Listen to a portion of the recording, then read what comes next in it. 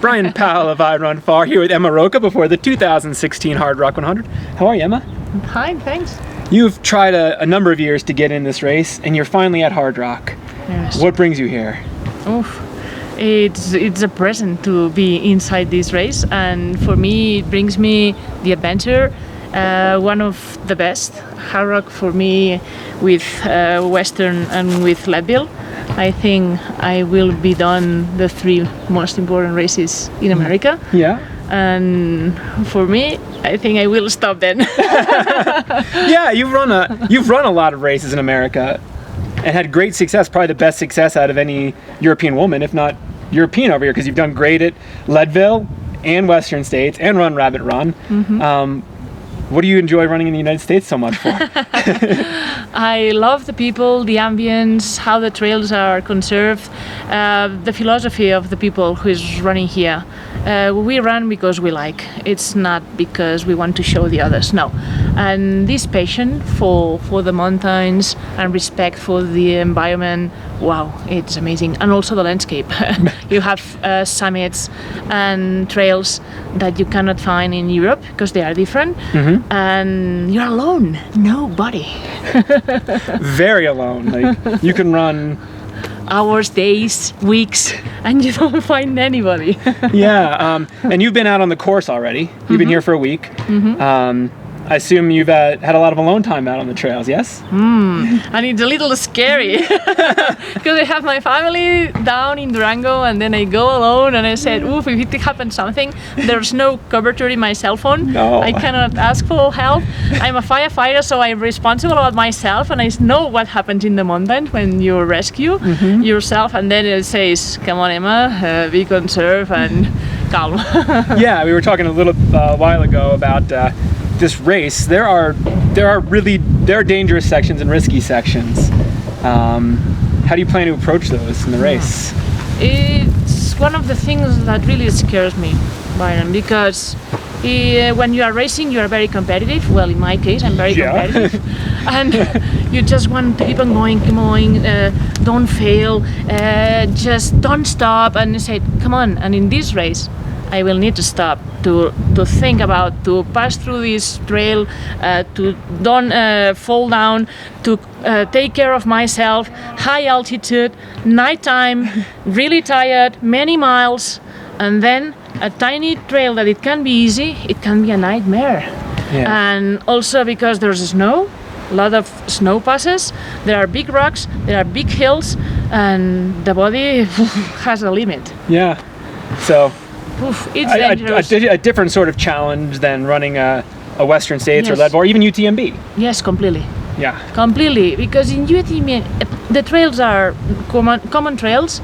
They are little wide. They are not risky. Here in Bear Creek in Norway, because of the water, many parts of the trail were broken, and then you have to jump.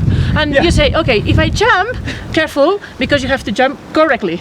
Yeah. But imagine after 60 miles, you have to jump uphill because it's the uphill direction. Uphill, and then careful because you cannot mistake. Yeah, I mean, people who don't maybe have heard of Bear Creek Trail before, it's literally at times carved into the side of the mountain, or it's just a narrow ledge with a few 100-meter drop. Exactly. And sometimes there's the water drainages, and they've just deposited the dirt across the trail, and there's no traction. There's no nothing. You jump across, or you sort of dance. Exactly. Exactly. And this is in an ultra race. For me, it's new.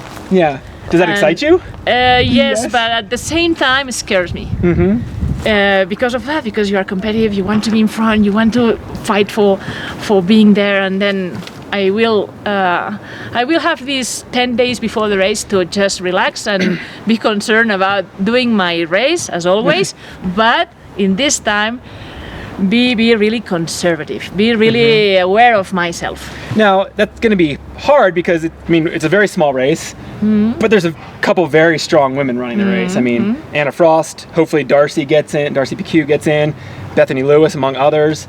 I mean, you're, as you admitted, a competitive person. Are you going to be able to still run your own race? Completely. Yeah. Completely, and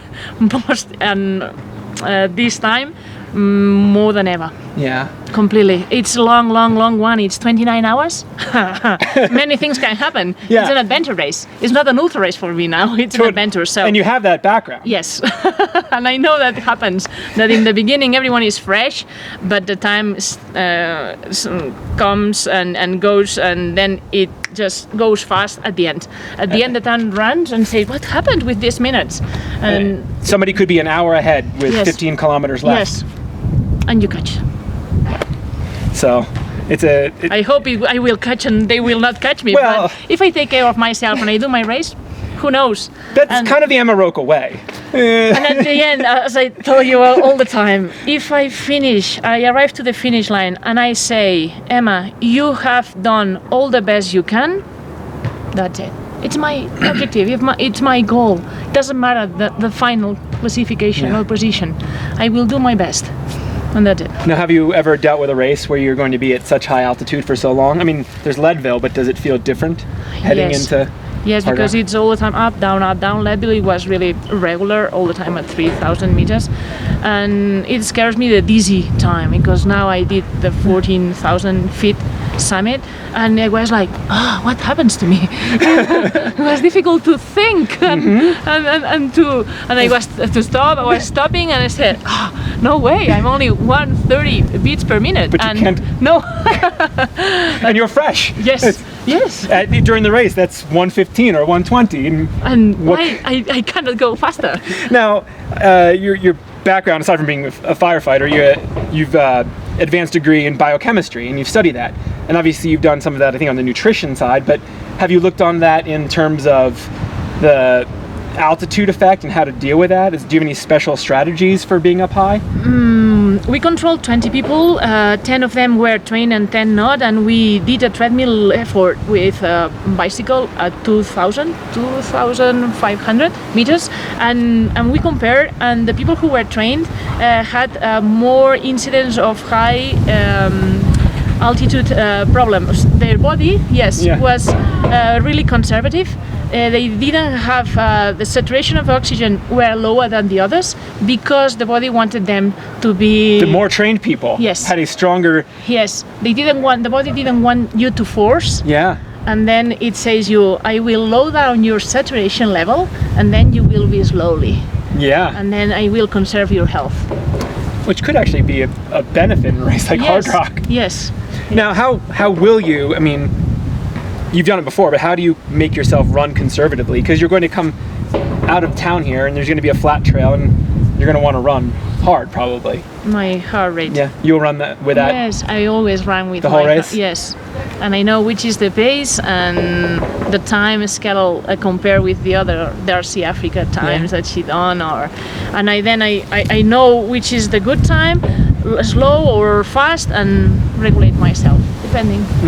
Now, have you, for yourself, seen the difference in what your sustained heart rate is at different elevations, or have you sort of worked that out? I don't know exactly. I just did these trainings and I knew that my pace was not as fast as expected. Yeah. Also in the downhills, I said, why I cannot go faster? So it was because my body was not pumping correct. Yeah. And I have the experience of Leadville. Yeah. So let's see if the experience of Leadville, it helps me. So you won't get worried if you're climbing more slow at a good effort, but more slowly. No, because when I go down to the altitude, I am feeling instantly better and better. Yeah. It's amazing. When I go down and they say, wow, 1 minute before I was like this, and then it flows. Yeah. And will you use that strategically for fueling or hydrating at all? This is very important. I have to take care of myself all the time, even if I don't want, because then you can dehydrate really fast in altitude. It's one of the things that we don't know. And also our metabolism, it's burning more than expected. Even if you are at one normal pace or your beats are normal, your metabolism is wasting more because you are in altitude. And we don't know that, we don't realize. And we just eat the same things that we were eating perhaps doing the Western. And it's not the same. We have to eat much more and drink much more. So it will be a compulsory. And the opposite side, you want to eat less. Like, it's easier to have nausea and problems. depending on, you have to be used about what you are eating and the concentration of the salty water and also the carbohydrates. And it's an option that everyone has to know by itself. So what's your plan for that? I'm trying to have my good hydration mix. Yeah. Also pills, salt pills, because they are easy and then you can drink water. I have also two, one only with water and one with the mix. And then I do some rice cookies also, that they are really good, some energy bars. And on the aid stations, I will take fruit. And you will eat real food as well. Yes, completely. I need it, and dry food also, dry almonds, peanuts, nuts. Yes. Yeah. So something that satiates the stomach. Yes. And easy to digest. And it also helps mentally. At least I find. Does it help you when you have something real? Yes. Like that is not energy bar. No, completely.